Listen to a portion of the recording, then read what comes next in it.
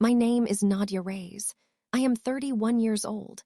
And 11 days before my wedding, I sat across a restaurant table from the man I was going to marry while my own mother looked him in the eye and said, "She handed that baby over and didn't cry once. Walked out of that hospital like nothing happened. That's who you're marrying." My stepfather nodded, set down his fork. "She's been lying to you, David, about who she is, about what she's capable of." I did not flinch. I did not cry. I did not reach for David's hand. Because what my mother and stepfather did not know, what they could not have possibly accounted for, was that David had already found him. He had spent the better part of a year doing quietly, carefully, and completely on his own, and my son was sitting in a hotel room 11 minutes away, waiting to meet the woman my family had spent 8 years trying to make him forget. Everything they thought they had buried was about to walk through the front door. Everything they thought they controlled was about to be handed back to them in pieces. If this story is already sitting heavy on your chest, take a breath and stay with me.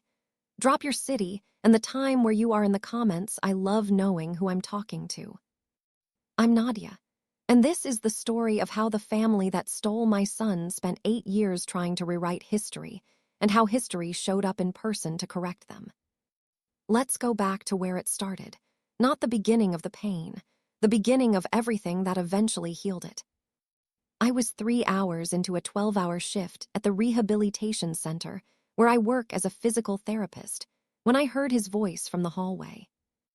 I had not heard that voice in 9 years, but I knew it the way you know the smell of rain before it arrives, before you can explain it, before you have proof.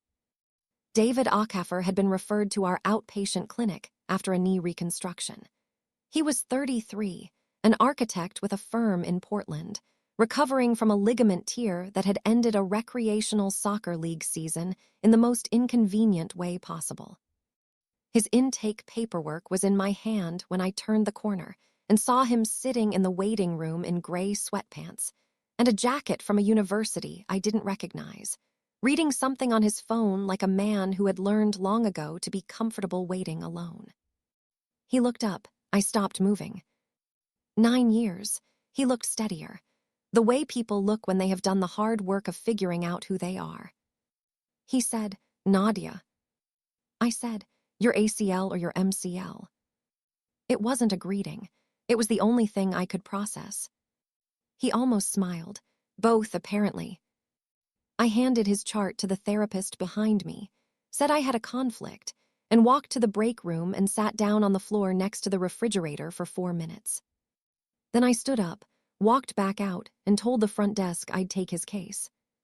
That was either the best decision of my life or the beginning of its final unraveling. 8 months later, I understood it was both.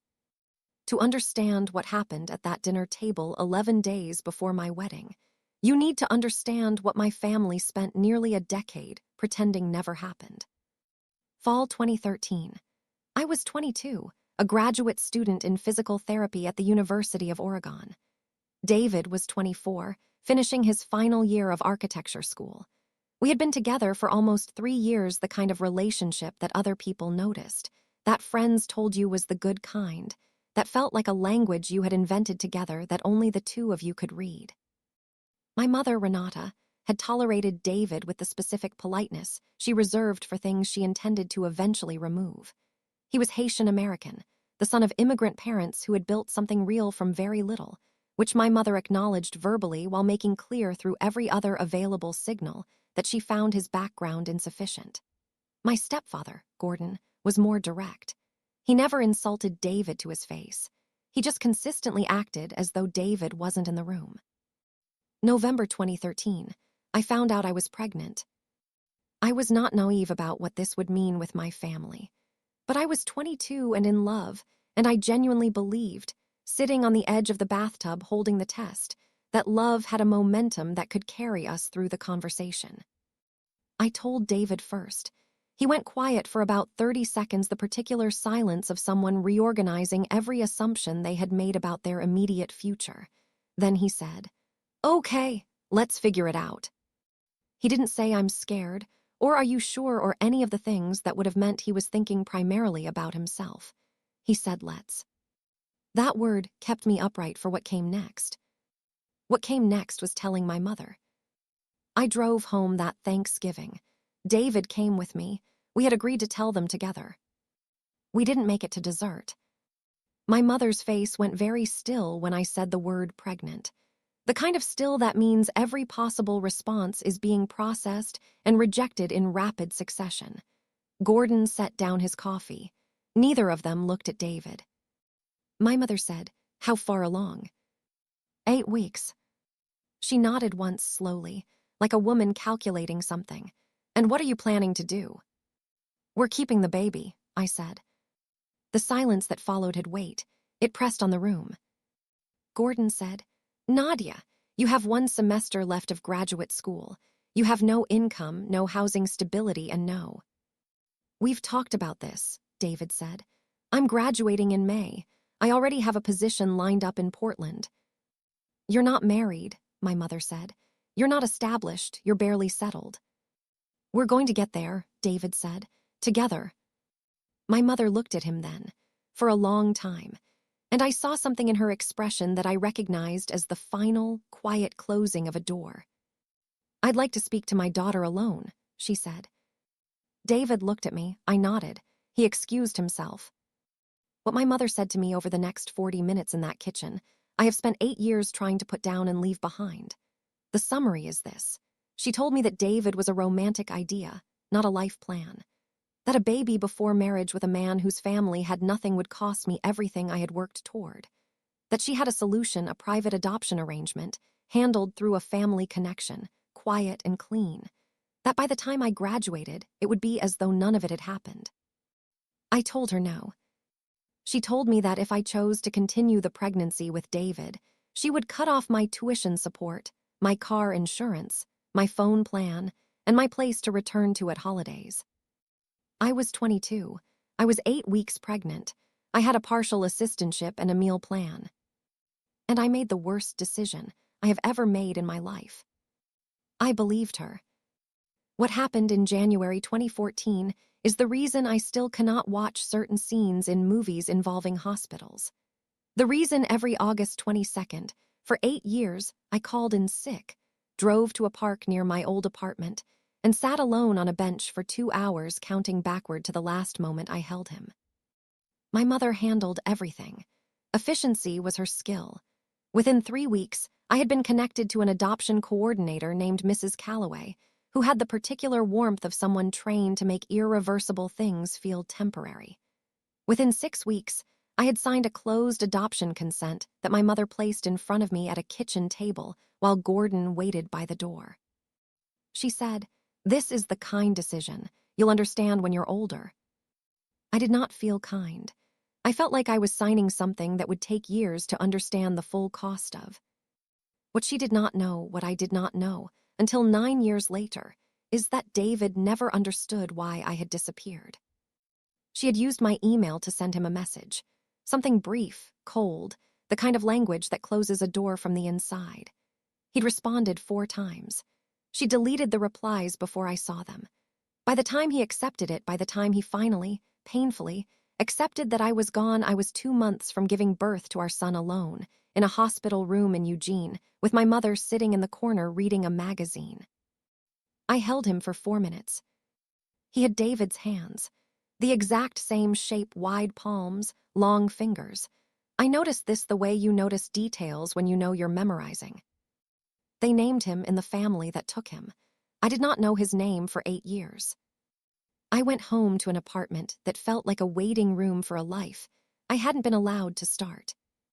I finished my degree, got licensed, got a job, got an apartment in Portland that was mine, completely mine, and slowly built the kind of life that looked stable from the outside in the way that things do when you have put all of your internal resources into appearance and almost none into the actual ground beneath your feet.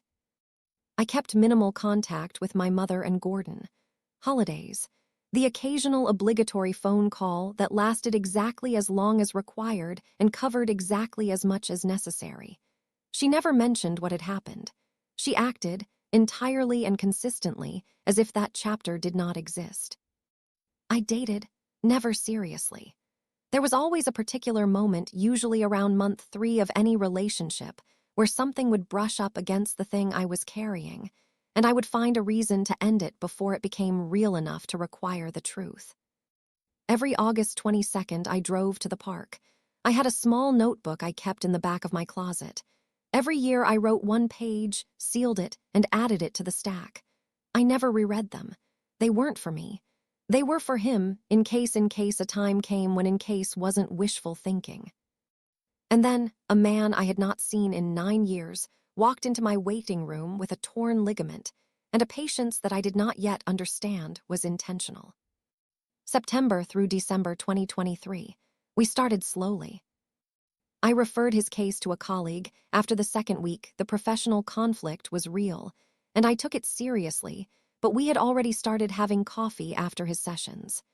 Then dinner. Then the conversation that a part of me had been rehearsing for 9 years in the park by the river. I told him in November, at a table in the back of a restaurant where we had ordered food neither of us ate.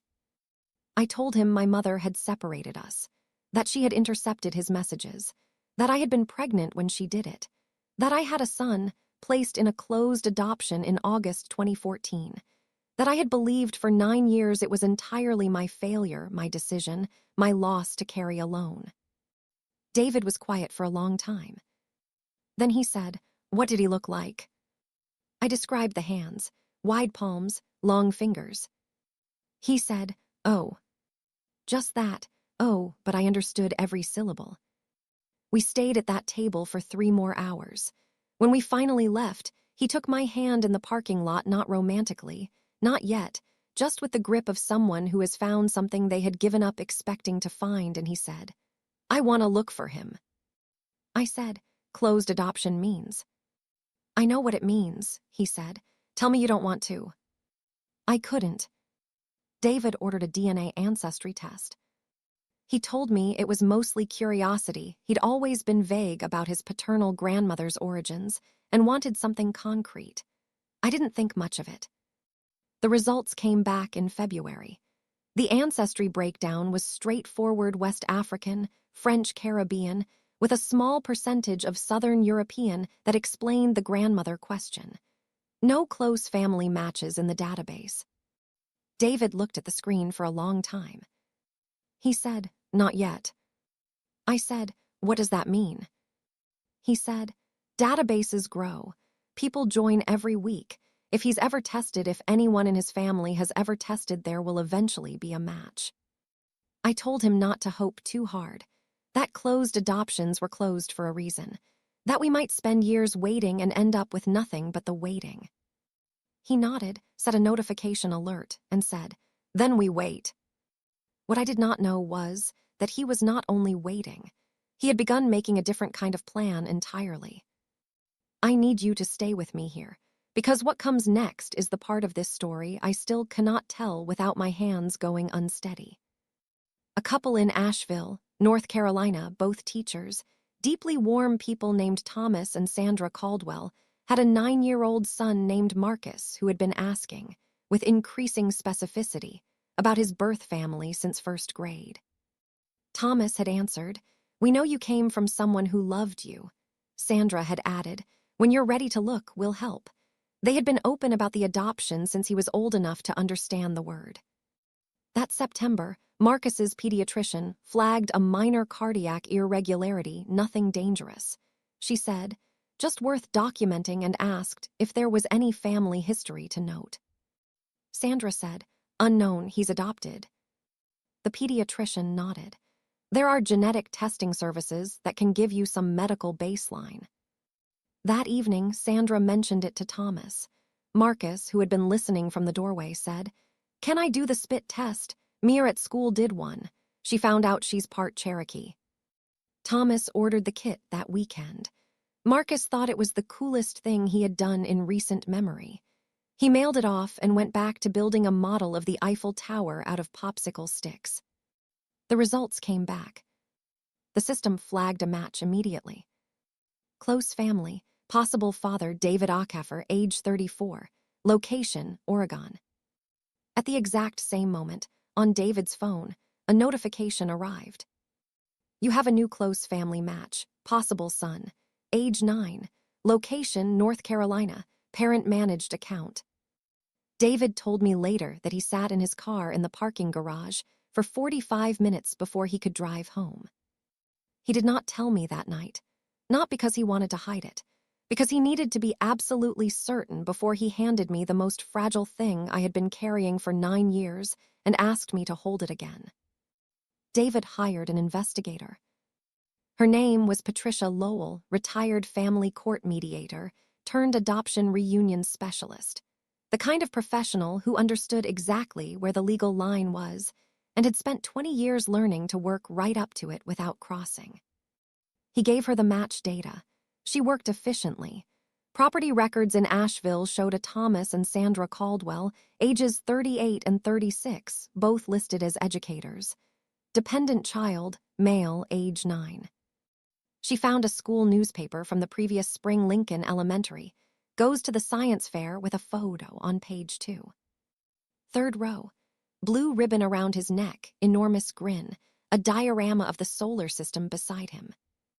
David told me later that the photo arrived in the investigator's report on page 1, and he stared at it for an hour because Marcus had my nose and his hands, and a smile that looked like it had never once considered being anything but completely itself.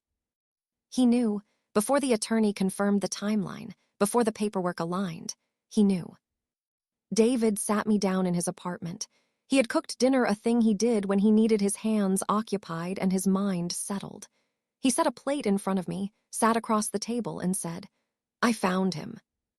I thought he was talking about something at work. I said, "Found who?" He slid his phone across the table. I am not going to describe the next hour in detail. Some things are too interior to translate into language that does justice to them. I will say that I cried for a long time and David held me, and when I finally stopped, I asked 3 questions. Is he healthy? Yes. Is he happy? He won a science fair. Does his family know about us? Not yet, but they're going to. David retained a family law attorney named Isabel Crane. She was precise, direct, and had handled 43 adoption reunion cases in 17 years. She was clear with us from the first meeting. This was not a custody question. Closed adoption was legally final. What we were asking for was voluntary contact, a conversation, not a claim. She sent a formal letter to the Caldwell family. It took 3 weeks to get a response. When Sandra Caldwell called the attorney's office, her first words were, "We've been hoping someone would reach out." She told us that Marcus had asked, every year on his birthday since he was 6, whether his birth parents knew where he was. She and Thomas had tried twice through the adoption agency to request a voluntary open communication arrangement. Both times they were told the birth mother had requested no contact. I had never said that. My mother had. The adoption coordinator my mother had hired had acted on her instructions. My mother had told them I wanted nothing, no updates, no communication, no trace. She had been thorough. Sandra's voice on the speakerphone in Isabel Crane's office was the warmest thing I had heard in years. She said, "Thomas and I have always told Marcus that being adopted doesn't mean someone didn't want him. It means he has more people in the world to love him. We would be honored to let you into his life." David and I were both holding hands so tightly, I couldn't tell whose knuckles were whose. We arranged a meeting for January, supervised by a therapist named Dr. Maya Ose, who specialized in adoptee reunions. The Caldwell home in Asheville.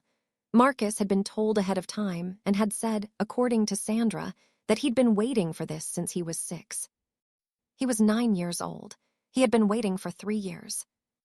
I cried in the car on the way home and didn't stop until we were 20 minutes past the city limit. The Caldwells began sending us emails through the attorney. Photos, stories, a video of Marcus playing his recorder badly and enthusiastically at a school concert. A paragraph from Sandra. He already knows you'll be there in January, and he's been asking every morning if it's January yet. Thomas sent a scan of a drawing Marcus had made in 3rd grade, a family portrait with 4 figures labeled Mom, Dad, Me. In the corner, two smaller figures with no faces. He'd labeled them my birth people. Beneath that, in his handwriting, I hope they are nice. I kept that drawing open on my phone for 6 days. Marcus had been thinking about me. I had spent 8 years afraid he wasn't. We had both been wrong about each other, in opposite directions, for the same number of years. David proposed on December 21st. We were in his apartment. No rooftop, no candles. He had been cooking again chicken and rice, something his mother made every Sunday, and I was at the counter pretending to help when he came up behind me, turned me around, and went down on one knee on the kitchen floor with a ring box in his hand. He said, "I spent 9 years not understanding what happened to us. I'm not willing to spend any more time not moving toward you." The ring was simple gold band, small diamond, something a person who is serious about permanence chooses over something a person who wants to be impressive would choose. I said yes before he finished the sentence. We set the wedding for August 22nd. We chose the date deliberately. I had spent 8 years grieving on that day. I wanted to spend the rest of my life celebrating on it instead. The Caldwell house was a craftsman bungalow on a street full of trees. Porch swing, bird feeder. Stickers on the mailbox that Marcus had put there in 2nd grade and that Thomas had decided were part of the house's character now. Sandra and Thomas met us at the door. They were exactly what their emails had prepared us for: warm without being overwhelming, certain without being rigid. The kind of people who have clearly put serious thought into every difficult parenting decision they have ever made. Dr. Osei was already there. She went over the ground rules. Let Marcus set the pace, follow his lead. This is his story as much as ours. Then Marcus came down the stairs. He was 9 years old, wearing a blue hoodie and a pair of jeans with a grass stain on the left knee that had not successfully washed out. He had David's hands, my nose, and an expression of concentrated assessment that I recognized from mirrors. He looked at me for a long moment, then he said, "Are you Nadia?" I said yes. He said, "I made something." He held up a binder. Blue construction paper cover, stickers in the corners, hand-lettered title, Marcus, A Life So Far. "It's everything important," he said, "since you missed it." He sat between me and David on the couch and opened the binder and narrated every page with the methodical thoroughness of a person who has been planning this presentation for some time. First steps, first day of school, the science fair, a camping trip, a broken arm from a trampoline incident he described with great enthusiasm. When he got to the last page blank, waiting, he looked at me and said, "Did you want me?" The room held its breath. "Yes," I said. My voice was completely steady, which surprised me. "I wanted to keep you more than I have ever wanted anything. But I was 22, and my mother told me I couldn't, and I was too afraid to find another way. I have spent every year since then wishing I had been braver." Marcus considered this. He was 9 years old, processing adult-sized information with a seriousness that made me want to apologize to him for the shape of the world. He said, "She sounds mean." "She is," I said. He thought about this, then he said, "Can I show you my room? I have a telescope." He led us up the stairs. The telescope was aimed at the window with a handwritten label taped to the eyepiece that said, "Saturn is real, I saw it." His desk was covered in partially assembled model kits. His bookshelf had the particular organization of someone who has a system that makes sense only to them. He showed David the models. David, who designs buildings for a living, immediately understood the construction logic and started asking questions with the focused attention of someone who is genuinely interested. I watched them, my son, and the man I was going to marry, talking about the structural integrity of a plastic bridge kit, and I felt something in me that had been wound tight for 8 years very quietly let go. After Marcus went to practice his recorder in the next room, Sandra sat down with us.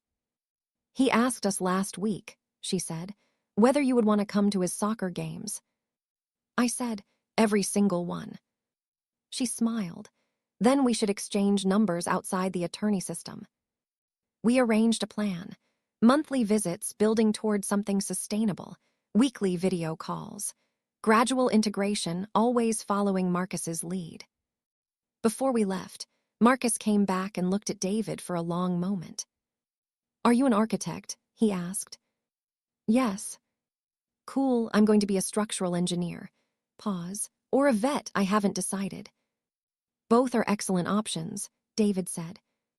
Marcus nodded, satisfied. "Okay, same time next month." I said yes. He pointed at me. "Don't be late, I have more binder." We visited 3 more times before everything fell apart. January 25th, February 15th, March 1st. Each visit Marcus opened a little more, showed us his recorder progress, took David on a tour of the neighborhood on his bike, asked me increasingly specific questions about what I was like at his age. Did I like science? Yes. Did I have a telescope? No, but I had star maps. Was I ever mean to anyone at school?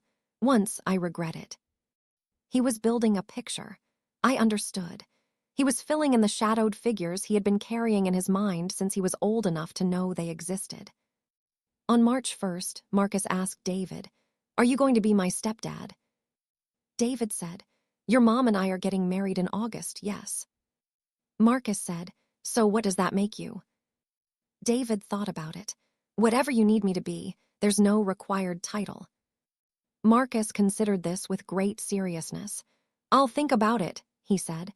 "It's a big decision." "Take your time," David said. Marcus nodded, went back to his model kit. That night, driving home through the mountains, David and I talked about whether to tell my mother before the wedding. I wanted to wait. David said we should be the ones to control the information, not react to her finding it. We agreed to wait until after the ceremony. That was the miscalculation. My mother was in Asheville for a separate reason, entirely. A college friend's gallery opening when she drove down a neighborhood street and saw a man she recognized walking beside a child. She had not seen David in 9 years, but she recognized the walk, the build, the specific way he carried himself that had always irritated her in ways she was never quite honest about. The child beside him had a walk she recognized from 30 years of watching me. My mother followed them to the end of the block, watched David deliver Marcus back to the Caldwell house, took a photo of the address. She spent the next 48 hours doing what people do when they have resources and a strong motivation to cause harm. She researched property records, school enrollment, social media. By Saturday morning, she had a name. By Sunday afternoon, she had a narrative. By Monday morning, she had called Gordon and said, "We need to handle this before the wedding." I was getting ready for work when someone knocked with the specific insistence that means the person on the other side is not planning to leave regardless of what you say. I opened the door. My mother walked in without being invited. Gordon followed. He closed the door behind him. My mother said, "Tell me what you've done." I said, "Good morning." "Don't be glib," she said. "We know about the boy. We know David has been meeting with him. This ends immediately." Gordon said, "You're 11 days from your wedding. You are not going to blow up your life over some reunion fantasy." I said, "Get out." My mother's face hardened. "If you continue this, I will call David and tell him everything." "He knows everything." "Does he know you signed those papers without a fight? That you walked out of that hospital and never looked back?" I understood then what she was doing. She was rewriting history out loud, practicing the version she intended to deliver. She had rehearsed this. She had prepared. "You intercepted his messages," I said. "For years. You told the adoption coordinator to tell the Caldwells I wanted no contact. You watched me grieve on every August 22nd for 8 years and never said a single word." She looked at me with an expression I can only describe as professional. "I protected you from a decision you would have regretted." "You made the decision," I said, "and then you let me believe it was mine." Gordon said, "If you pursue this relationship with that child, you will not have a relationship with us." I looked at him for a long time. "Okay," I said. The silence that followed was the quietest thing I had ever heard. My mother left with the specific composure of a woman who has not yet fired her best weapon and knows it. What she was planning for the pre-wedding dinner was already in motion. My mother tried everything in sequence. Guilt after everything we sacrificed for your education. Threat, the church community will know what kind of woman you are. Emotional leverage, you're going to confuse that poor child. Financial bribe, we'll pay for the entire honeymoon if you step back. And finally, when none of it moved me, David doesn't know who you really are. He deserves the truth. I blocked her number on March 19th. The next day, a formal dinner invitation arrived in the mail dated 3 weeks earlier, before the confrontation. My mother and Gordon had planned this dinner long before they discovered Marcus. Now they had repurposed it. David said, "We should go." I said, "You want to walk into that?" He opened his phone and showed me a folder labeled Marcus documentation. DNA test results, attorney correspondence, the Walsh family emails, therapist records, legal timeline, photos from all 5 visits time-stamped. "I've been documenting everything since November," he said, "because I knew that at some point they were going to try to rewrite what happened, and I wanted the actual record to exist." He looked at me. "Let them make their case," he said. "I want to hear it out loud in front of witnesses." My mother's house. The kind of home where every surface communicates careful control, fresh flowers replaced before they droop, magazines fanned at precise angles, the kind of order that is maintained not for beauty, but for the comfort of having nothing unexpected in the frame. David and I arrived together. My mother greeted us with the particular warmth she deployed for occasions that required an audience, even if the audience was only 4 people. "Benjamin, you look wonderful," she said to David. Then to me, "That color is very," she stopped, tilted her head, simple. Translation, exactly what it always was. The dining room was set for 4. Good dishes, a roast in the center. My mother had always known that the detail of effort communicated control as effectively as words. We sat down. Gordon said a long, pointed grace about the importance of honesty in relationships. I stared at the centerpiece. Then my mother served the meal, and Gordon set down his fork and looked directly at David and said, "There are things about Nadia's past that you deserve to know before this marriage." David said, "I'm sure there are." Gordon continued, "Your fiancé had a child 9 years ago. She gave the baby up for a closed adoption and never attempted contact, never looked for him, moved on completely." David said, "I know." My mother's chin lifted slightly. "She told you." 2 years ago, all of it. Gordon's voice shifted, adjusted slightly to accommodate this new information and find a new angle. "Then you may not know that she has no idea who the father is, that the timeline around her pregnancy was unclear, that she was involved with multiple people and was never certain."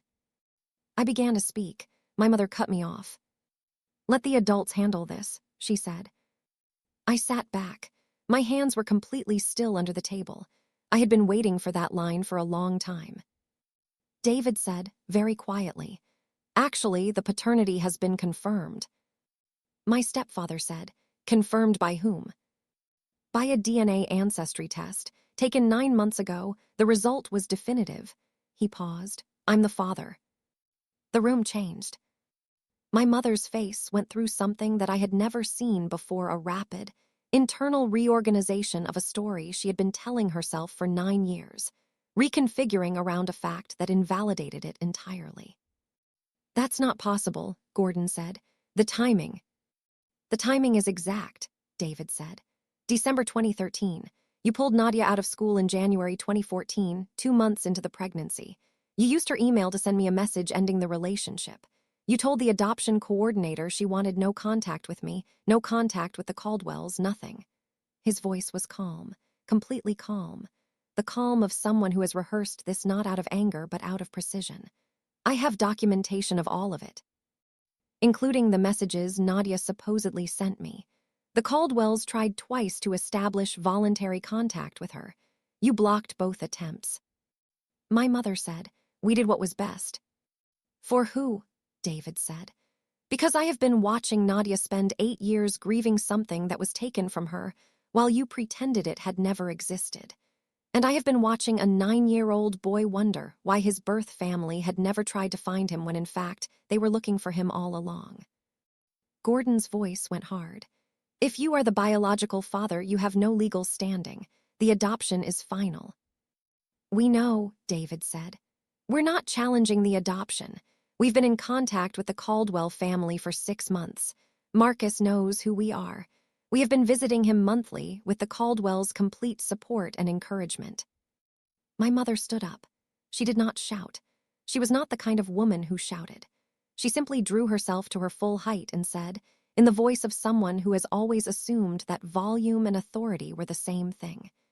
If you continue this charade, I will attend your wedding and I will stand up during the ceremony and tell every person in that room exactly what kind of woman she is. I looked at my mother. I said, then you won't be at the ceremony. She said, you can't remove your own parents from your wedding. I said, I've already removed you from most of my life. This is just the formal part. My mother tried one final move. I'll contact the Caldwells tonight. I'll tell them you're unstable, that you're using that poor child for emotional purposes, that they should reconsider the arrangement. David said, Sandra Caldwell has our attorney's number, our therapist's documentation, and the full history of your involvement in the original adoption, including the intercepted messages. She is not going to be persuaded by a phone call. He gathered his phone and stood. And just so you understand the complete picture, the rehearsal dinner is in 9 days. The Caldwells are coming. Marcus is coming. There will be 40 guests, including your church friends and both of our families. If you come to that dinner, it will be the most public demonstration of who you are that you have ever provided. My mother said, you planned this. We plan to protect our son, David said. There's a difference. We left. In the car, I waited for the shaking to start. It didn't. David said, you okay? I said, I've been okay since the moment I walked out of that room. I just didn't know it yet. I blocked my mother's number, my stepfather's number, and the landline of the house I had grown up in. I visited Marcus on March 23rd.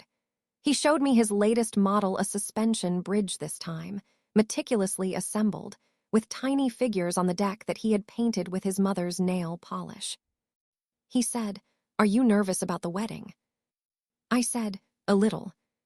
He said, don't be, you already did the hard part. He was 9 years old.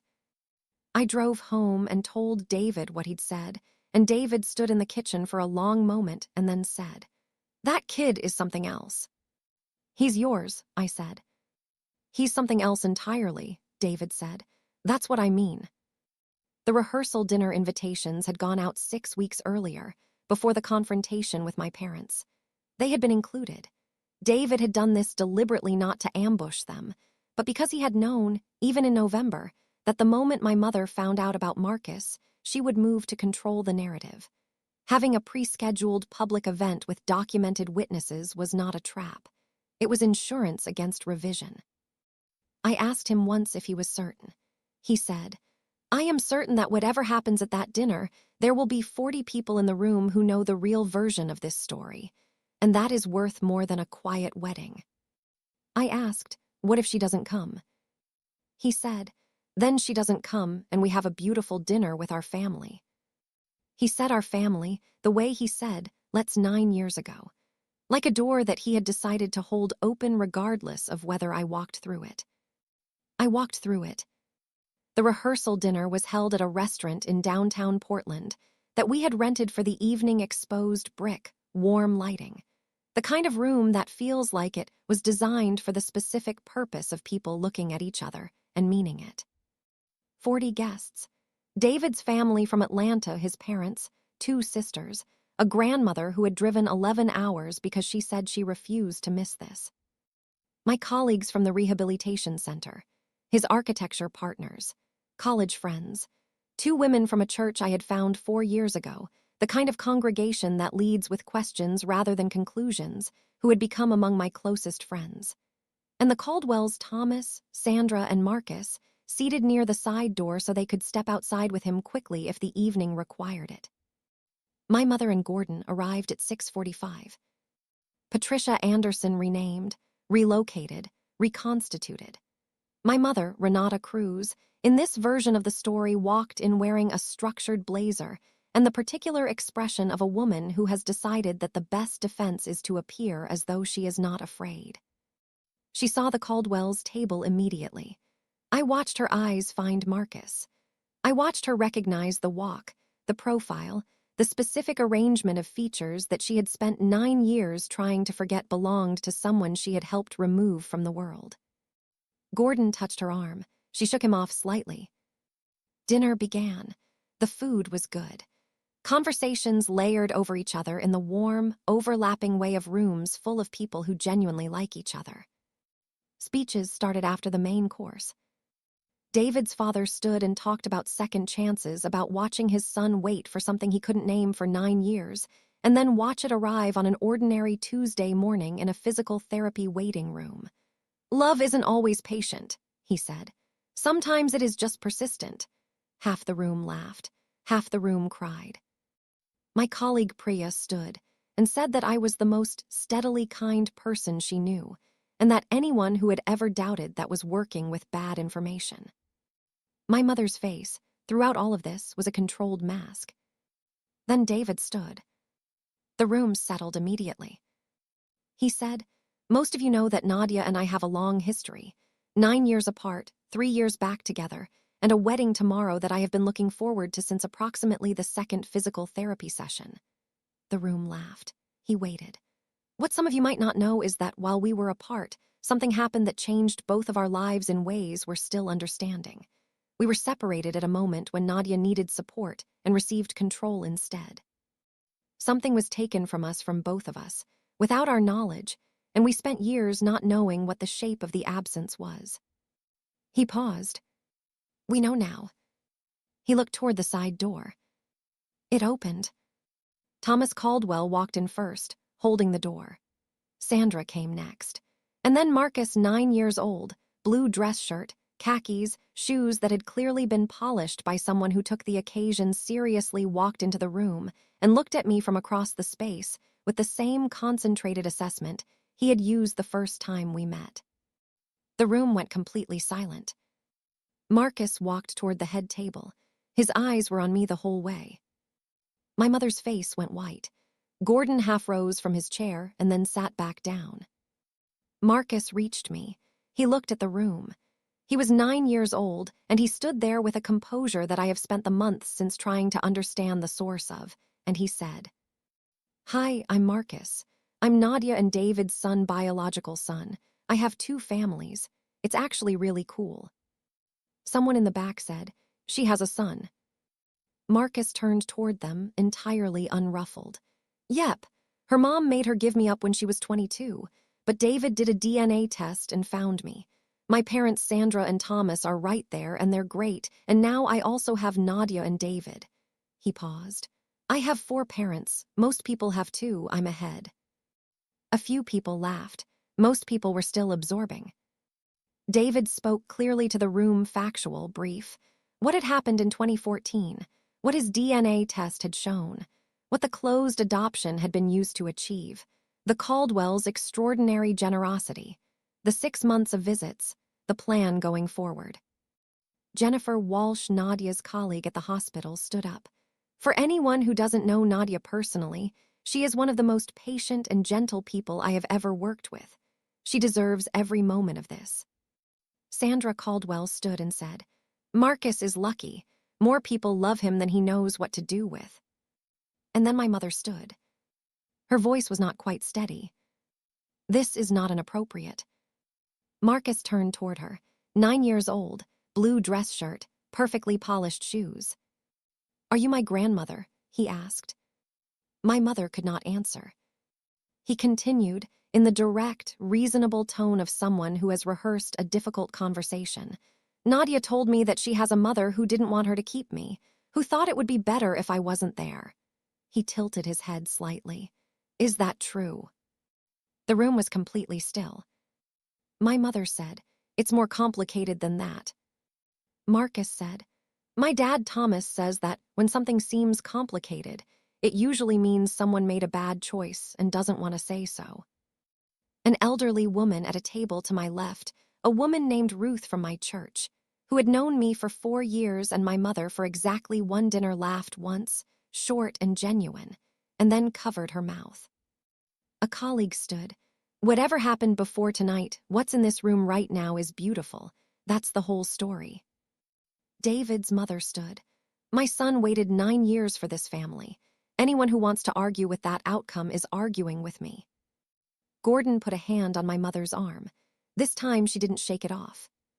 She looked at the room, at the 40 faces, none of them on her side, some actively turned away, some watching with the particular expression of people who are reassessing everything they thought they knew about her, and she said, quietly, "You'll regret this, Nadia, all of it." I said, "The only thing I regret is that it took this long." She walked out. Gordon followed. The door closed. Marcus looked at the door for a moment. Then he looked at me. "Is she going to be okay?" he asked. "Eventually," I said. He nodded, accepting this as sufficient information. "Okay, can I have more bread?" The room exhaled. Then someone started clapping. Then everyone was clapping. Not for the exit of my mother. For Marcus standing in that room and asking for his grandmother with the radical, simple confidence of a child who had never been taught that he was less than fully worthy of existing. For David's patience and plan, and the 9 years of stubborn belief that had led to this room. For Thomas and Sandra Caldwell, who raised a child who walked into a room full of strangers and introduced himself like he had been expected all along. For the 4 minutes I had held him in a hospital room in Eugene 11 years ago, and the 5 minutes I had just watched him hold an entire dinner in the palm of his hand. Marcus turned to me and said, "Can I sit with you now?" I moved my chair to make space. He sat down, pulled a piece of bread toward him, looked at the room. "This is good," he said. 114 guests. My mother and Gordon were not among them. Marcus walked down the aisle as the ring bearer. He did this with great solemnity, holding the small pillow with both hands and looking straight ahead with the focused expression of a man completing a mission of significance. He delivered the rings. He sat in the front row with Thomas and Sandra. He watched the ceremony with his arms crossed and an expression I recognized as trying very hard not to cry. Our vows included the line, "I promise to always choose truth even when it is inconvenient, and love even when it is complicated." The pastor said, "Marriage is not only about two people, it is about the world they are willing to build." The camera, I was told later, found Marcus. He was crying, arms still crossed, refusing to acknowledge it. Thomas handed him a handkerchief. Marcus used it, handed it back, and returned to his crossed arms posture with great dignity. We took photos after the ceremony, one with just the two of us, one with David's parents, one with the Caldwells, and one that now sits on the shelf above our fireplace of the three of us. Me, David, Marcus, all holding hands, all looking at the camera, all somehow exactly where we were supposed to be, 11 years late and right on time. The weeks after the wedding, I sent my mother a letter, certified mail, 1 page. I told her that I would not be in contact, that she was not welcome in my life or in Marcus's, that I would pursue legal options if she attempted to contact the Caldwells, that she had 18 years to choose love over control and had consistently chosen control. I was choosing differently. I did not leave the door open. That was intentional. I never received a response. A month later, a friend from my old neighborhood told me that my mother and Gordon had left their church. Too many questions they couldn't answer. Too many people who had been at the rehearsal dinner or heard from someone who had. I did not feel guilty about that. I felt free in a way I had not felt in so long that it took me several weeks to recognize what the feeling was. What we have now. Marcus lives with the Caldwells in Asheville. That is his home, his school, his bedrooms and routines, and the particular geography of a life that has been built with love and intention for 9 years. That is not something we want to change. It is something we want to add to. He comes to Portland for school breaks. He has a bedroom here painted the specific shade of blue he chose from a paint chip fan at a hardware store, a process that took 45 minutes and his complete concentration. His models are on the shelves. His telescope is at the window. He has labeled the eyepiece. Saturn is still real, I checked. We do video calls every Thursday evening. Marcus gives a weekly summary of significant events in the format of a news broadcast, which he invented himself, and which David and I look forward to more than most things in our lives. Every August 22nd, which was supposed to be the worst day of my year, we now have cake. Sandra and Thomas come to Portland twice a year. We go to Asheville 4 times. We have a group text with 6 participants, which Thomas has titled Team Marcus Extended Universe. Marcus reviews its contents and periodically adds emojis at appropriate moments. At Christmas, Marcus told a classmate that he had 4 parents. The classmate asked, "Isn't that weird?" Marcus said, "No, it means 4 people have to show up to everything. It's a lot of logistical coordination, but the math works out for me." I think about the woman who spent 8 years in a parking lot counting backward. I think about what she would have said if you had told her that in 9 years she would be sitting at a dinner table watching her son narrate his own weekly news broadcast with complete unself-conscious confidence. She would not have believed you. She would have been wrong. Some things are not only about surviving. Some things are about what you find on the other side of surviving, which is better than you thought possible and harder than you expected and exactly, precisely worth it. Marcus asked me recently whether I was sad about the years we missed. I said, yes. He said, me too. He thought about it, but we have a lot of Augusts left. He is 9 years old. He has been doing math on my behalf since the first time we met. I told him, you're right. He said, I know, can we have cake? We had cake. This story is fictional, created to explore what happens when coercive family control collides with patient, documented truth, and to ask what it means to reclaim what was taken without becoming the thing that took it. If it moved you, if you recognized something in Nadia's silence, or in Marcus's unshakable certainty that he was worth showing up for, then it did what I hoped. Not to answer every question. To remind you that the people we love do not stop being ours, just because someone tried to file them away.